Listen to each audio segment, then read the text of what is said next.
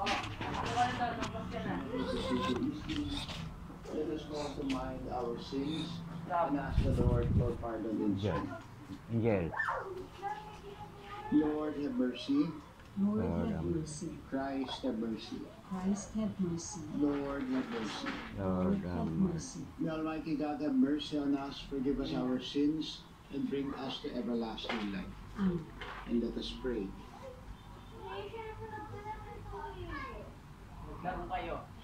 Grant, O Lord God, that we, your servants, may rejoice in unfailing health of mind and body, Yeah. and through the glorious intercession of Blessed Mary, ever Virgin, may we be set free from present sorrow, and come to enjoy eternal happiness through our Lord Jesus Christ, your Son, who lives and reigns with you in the unity of the Holy Spirit, God, forever and ever. Amen. A reading from the book of the prophet Jeremiah. The priests and prophets said to the princes and to all the people, "This man deserves death. He has prophesied against this city, as you have heard with your own ears." Jeremiah gave this answer to the princes and all the people. "It was the Lord who sent me to prophesy against this house and city, all that you have heard. Now therefore, reform your ways and your deeds. Listen to the voice of the Lord your God, so that the Lord will repent of the evil with which he threatens you. As for me, I am in your hands. Do with me what you think good and right. But mark well, if you put me to death, it is innocent blood you bleed in your hands, on this city and its citizens. For in truth it was the Lord who sent me to you, to speak all these things for you to hear." Thereupon the princes and all the people said to the priests and the prophets, "This man does not deserve death. It is in the name of the Lord our God that he speaks to us."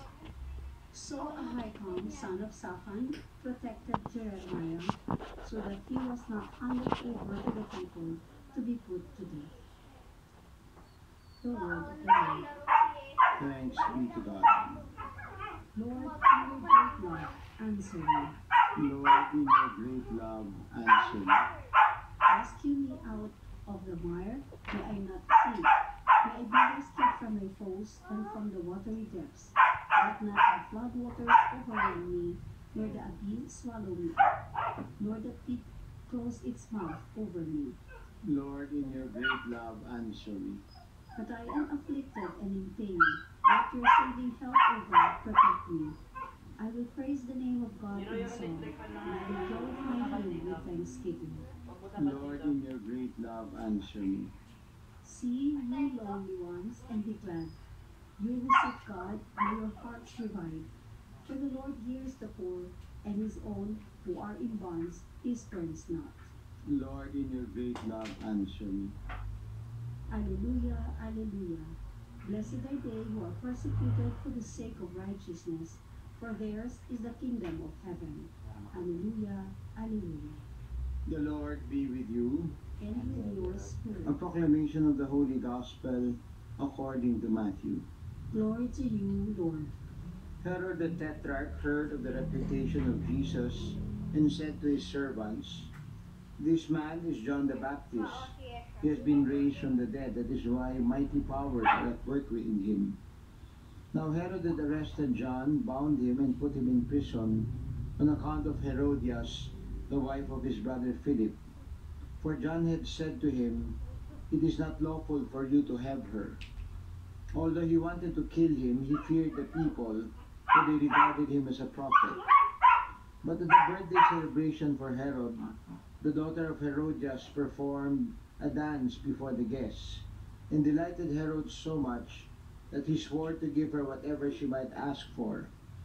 Prompted by her mother, she said, "Give me here on a platter the head of John the Baptist." The king was distressed, but because of his oaths and the guests who were present, he ordered it be given. He had beheaded John in prison. His head was brought in on a platter and given to the girl, who took it to her mother. His disciples came and took away the corpse and buried him, and they went and told Jesus. My dear brothers and sisters, the Gospel of the Lord. Praise to you, Lord Jesus Christ. Today, and as we mentioned yesterday, the Gospel that we were reflecting on was also a question of the need to make our choices, no? In the sense that we are certain confronted, we are at times rather confronted with certain dilemmas, no?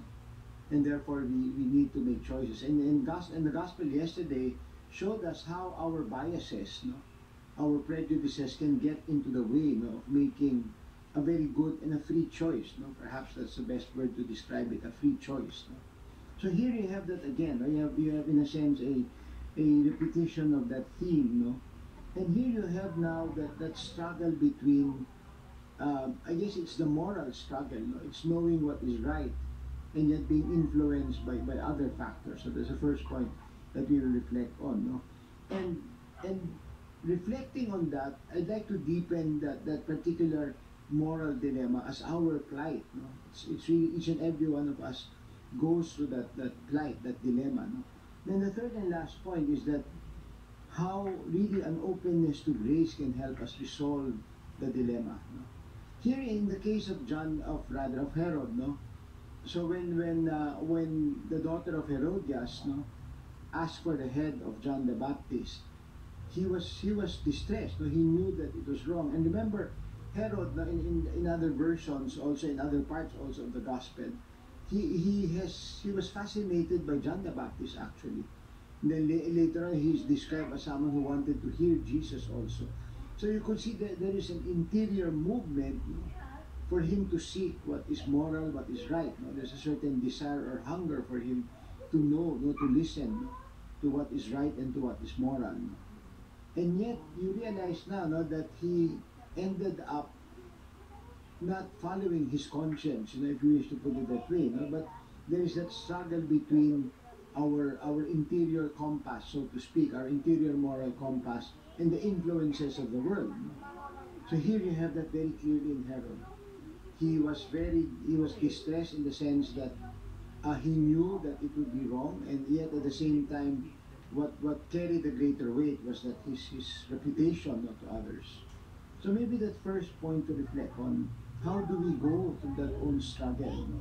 What are those instances that we ourselves, went through that struggle? And the second point is a deepening of the process that happens, when we are confronted with such a plight or such a struggle.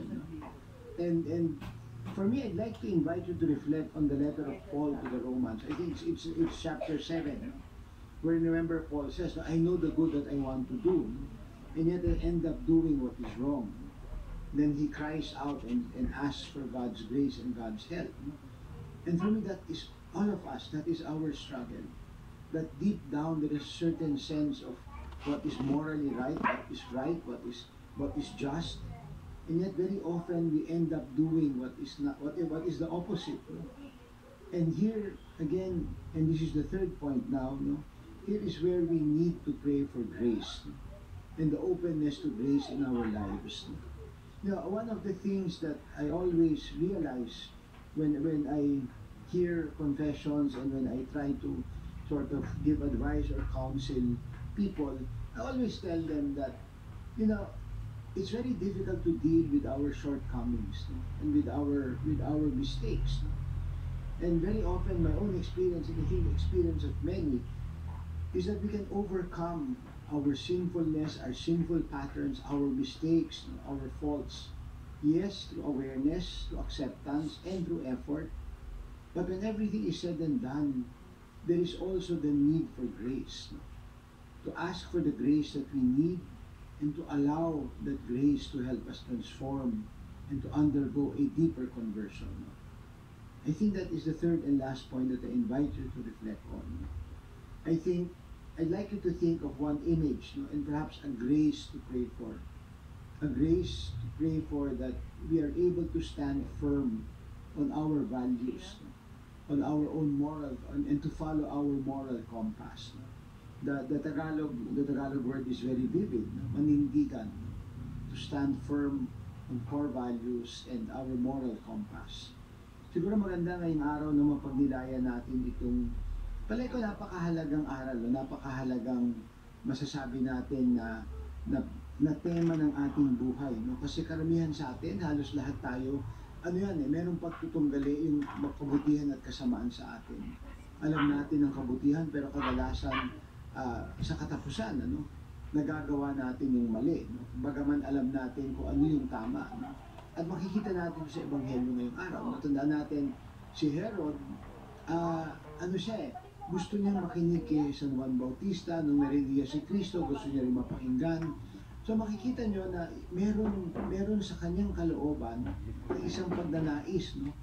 Na makinig ang tama, makinig sa mga bagay na mga aral na pwedeng magpalalim ng kanyang masasabing moralidad, Nandun yun Pero makita natin na dito sa Ebanghelyo ngayong araw, na ang nanaig ay impluensya ng ibang tao, yung kanyang reputasyon.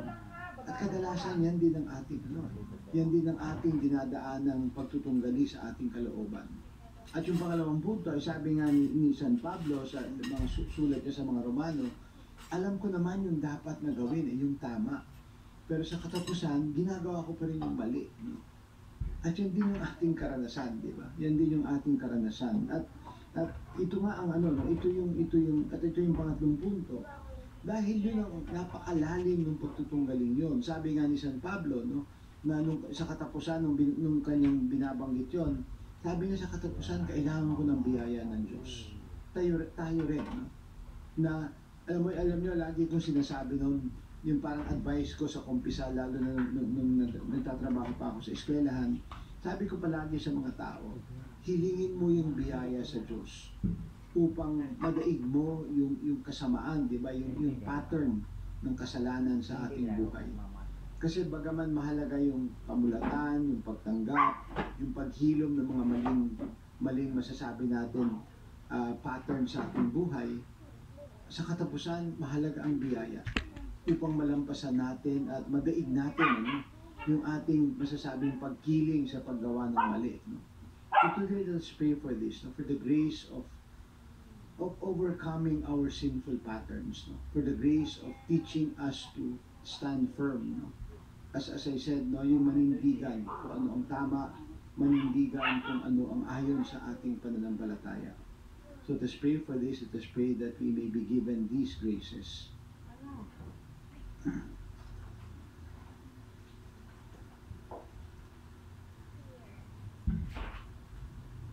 Gathered together in Christ, who conquers all evil, let us come confidently to the Father with our prayerful intentions.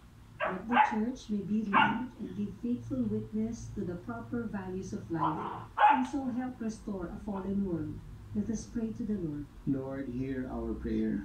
That warring nations may learn to live in harmony and mutual cooperation in bringing peace to the world. Let us pray to the Lord. Lord, hear our prayer. That we may give wholehearted support in upholding the truth and in opposing the subtle influences of evil. Let us pray to the Lord. Lord, hear our prayer. And let us remember all the intentions commended to our prayers at this Mass. We pray also, most especially, for the good health of the Holy Father Pope Francis. We pray for all of his intentions, especially his prayers for peace. Let's continue to pray for all those who suffered because of the recent Typhoon Karina and the floods. Let's also pray for all those who are helping them. We pray also for the coming Synod on Synodality. For all this, we pray. Lord, hear our prayer.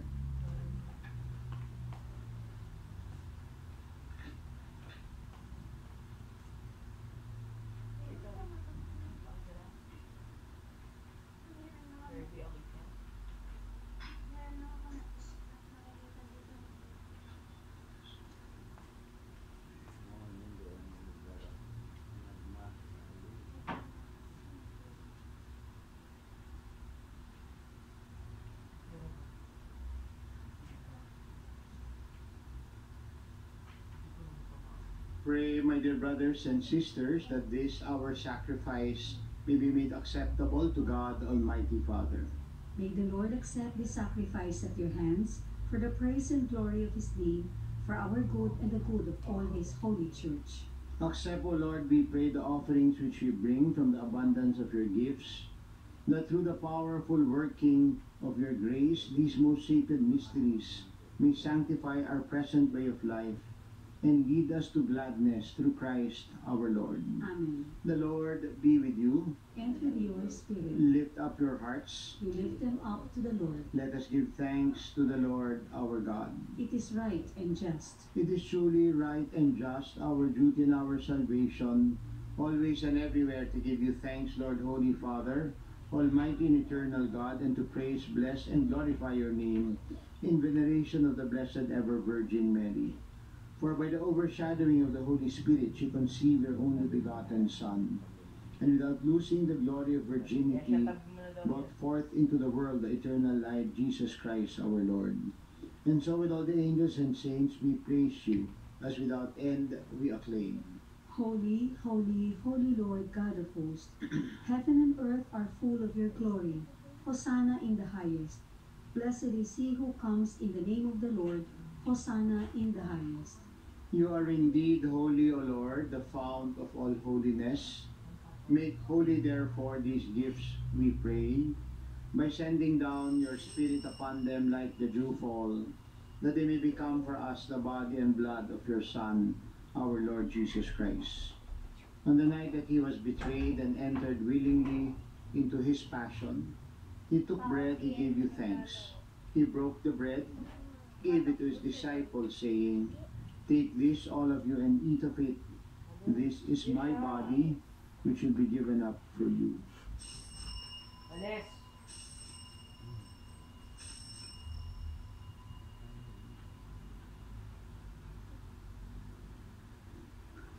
In a similar way, when supper was ended, he took the chalice. Again, he gave you thanks and praise. He gave the chalice to his disciples, saying, "Take this, all of you, and drink from it. This is the chalice of my blood, the blood of the new and everlasting covenant. It will be shed for you and for all for the forgiveness of sins. Do this in memory of me."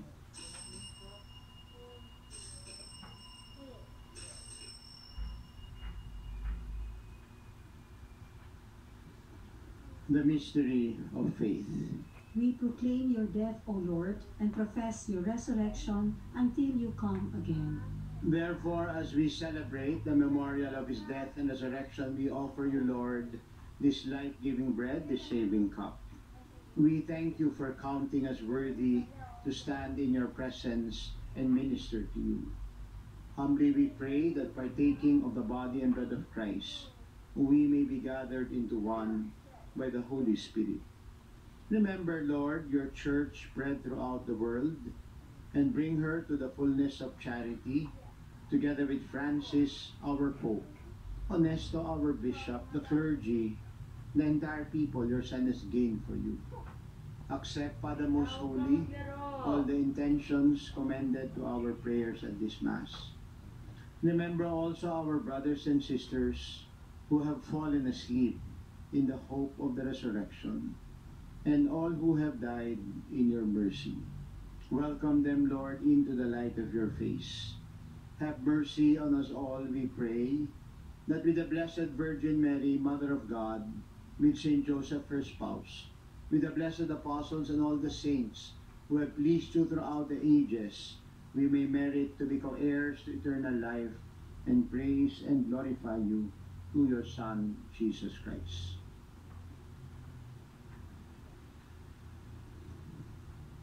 Through him, with him, and in him, in the unity of the Holy Spirit, all glory and honor is yours, Almighty Father, forever and ever. Amen. At the Savior's command, informed by divine teaching, we dare to pray. Our Father who art in heaven, hallowed be your name. Your kingdom come, your will be done, on earth as it is in heaven. Give us this day our daily bread, and forgive us our trespasses, as we forgive those who trespass against us. And lead us not into temptation, but deliver us from evil. Deliver us, Lord, from every evil, and grant us peace in our day. In your mercy, keep us free from sin, and protect us from all anxiety as we wait in joyful hope for the coming of our Savior, Jesus Christ. For the kingdom, the power, and the glory are yours now and forever. Lord Jesus Christ, you sent your apostles, I leave you peace, my peace I give you. Lord, we beg you not to look on our sins, but on the faith of your church, and grant us the peace, the unity, and the joy of your kingdom, where you live forever and ever. Amen. May the peace of the Lord be with you always. And with your spirit. And let us offer each other the sign of peace.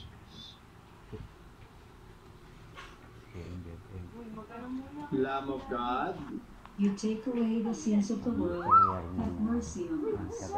Lamb of God, you take away the sins of the world, have mercy on us. Lamb of God, you take away the sins of the world, grant us peace. my dear brothers and sisters, behold the Lamb of God. Behold him who takes away our sins, the sin of the world. Happy are we who are called to share in the supper of the Lamb. Lord, I am not worthy that you should enter under my roof, but only say the word, and my soul shall be healed. May the body and blood of Christ bring us all to everlasting life. Amen. An act of spiritual communion. My Jesus, I believe that you are present in the most holy sacrament. I love you above all things, and I desire to receive you into my soul. Since I cannot at this moment receive you sacramentally, come at least spiritually into my heart.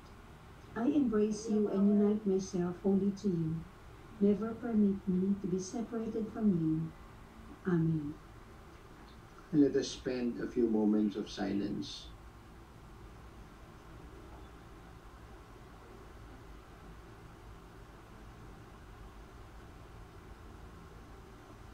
And together now let us offer the Oratio Imperata for peace. God, our Heavenly Father, Lord of peace and justice, we humbly come before you during this time of escalating geopolitical tensions in our part of the world. Through the years, you have sustained our faith in you as a nation. It is our faith in your divine providence that has made us survive the countless natural and human-caused calamities that have come our way in our history as a people. Spare us, Lord, from the horrors of war. Hear our pleas as we cry out to you. Have mercy on us, Lord. Rescue us from the malevolent forces that influence world leaders. For we believe that our struggle is not against flesh and blood, but against the rulers, against the authorities, against the powers of this dark world, and against the spiritual forces of evil in the heavenly realms. We pray for our leaders entrusted with making crucial decisions for our nation. We place all our hopes in you, seeking your forgiveness and mercy for the times when our fears and suspicions have tainted our perceptions with ethnic biases and prejudices verging on racism. We earnestly pray, Lord, that you make us instruments of your peace. Where there is hatred, let us bring love. Where there is injury, pardon. Where there is doubt, faith. Where there is despair, hope. Where there is darkness, light. Where there is sadness, joy.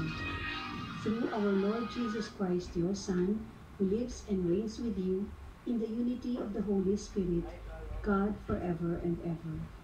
Amen. Our Lady, Queen of Peace, Pray for us. Saint Michael the Archangel, Pray for us. Saint Joseph, Pray for us. Saint Francis of Assisi, Pray for us. Saint Lorenzo Ruiz, Pray for us. Saint Pedro Calungsod, Pray for us. Saint Ignatius of Loyola, Pray for us. And let us pray.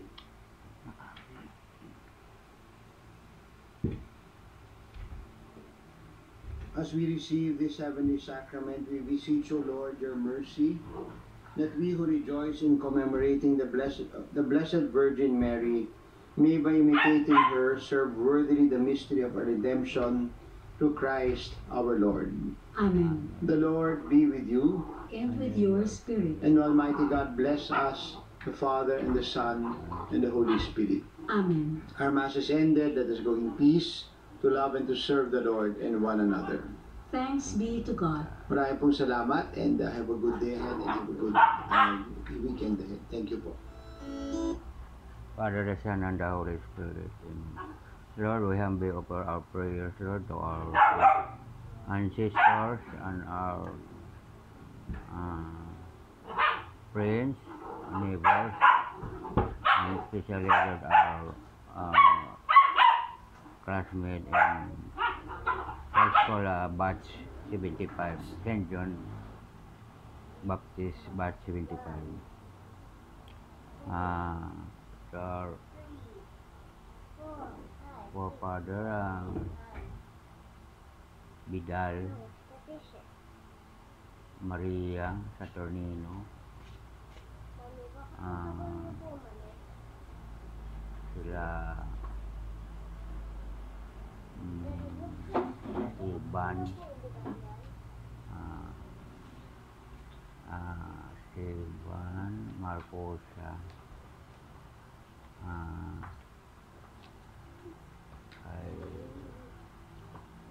Taiwan, Lito,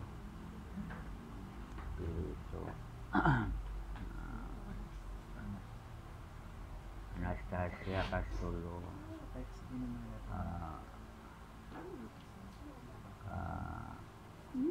Eugenia, Taiwan itu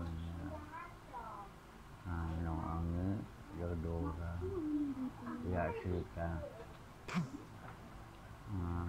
Kaitero dia, Asila Kaitin, Nainnya, Casimiro, Yamitring, Soryo ng Arkin, Yakita, Isip, Ingkoprisco, Lorinsa,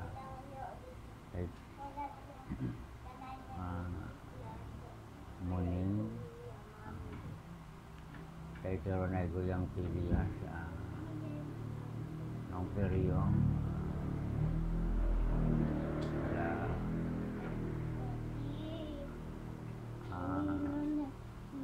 Adi,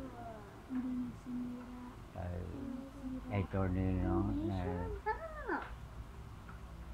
kay Tiro, at saka yang Napolita, Vicente, ng Alejo, ng There's flying. No, you are lying. Gracia, Tabila, Pilo, kay Mondo, kay Titing, kay Jose, sila, kay Florian Baby, kay Bildo, kay Coriadino,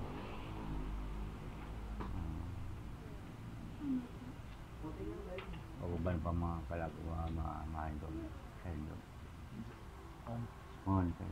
Sosos, Nicolas, Confucian, Emilio, Gloria, Inay, Uncle Ernie, Angelina, Jean, Tito Ali, Tita Fe, Alan, Fergie, Rafi, Benji, Dr. Julito, Dr. Dennis Tonton, Shandon Ha, Severin na Medina, Marlon Galapolinkeno, Tita Teche Roque, Hina Mauricio, at saka si Arnolfo Rivera. Arnaldo Rivera. At saka si Linda Diasis.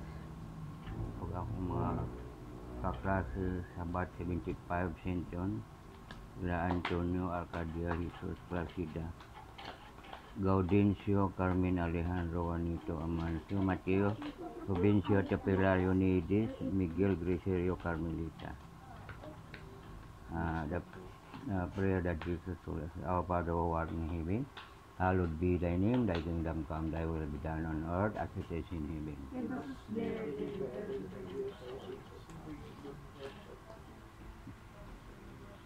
Hail Mary, full of grace, the Lord is with you. Blessed art thou among women, and blessed is the fruit of thy womb, Jesus. Glory be to the Father, the Son, and the Holy Spirit. Oh my Jesus, forgive our sins, save us apart from me. Bring our souls to heaven, especially those who need thy mercy. Our Father, who art in heaven, hallowed be thy name, thy kingdom come, thy will be done on earth as it is in heaven.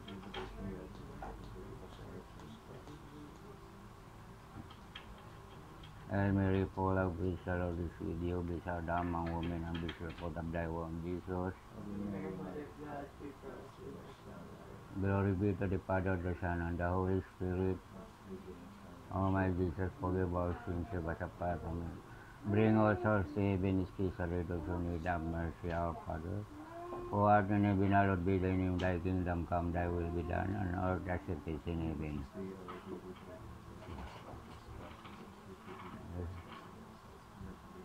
Hail Mary, full of grace, the Lord is with you. Blessed art thou among women, and blessed is the fruit of thy womb, Jesus. Glory be to the Father, to the Son, and the Holy Spirit. O my Jesus, forgive our sins, save us apart from hell. Bring our souls to heaven, especially those who need thy mercy. I believe in God, Father Almighty, the Creator of heaven and earth. I believe in Jesus Christ, whose Son, our Lord, was conceived by the power of the Holy Spirit, born of Virgin Mary. Suffered under Pontius Pilate, was crucified, died, and was buried. He descended to the grave, in the third day rose again. He ascended into heaven, seated at the right hand of Father Almighty. From thence he shall come judge the living and the dead. I believe in the Holy Spirit, the Holy Catholic Church, communion of sin, the forgiveness of sin, the resurrection of the body, and life everlasting.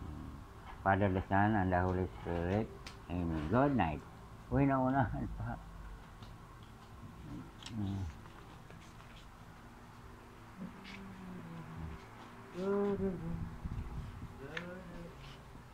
Ay, hindi pa nag-kiss siya. Kiss ba ko? Ay, ko. Kuya, ano ba? Si Mero, harang. Ha? Nakiss ka na ba? Wala pa eh. Ha? Ulo lang eh.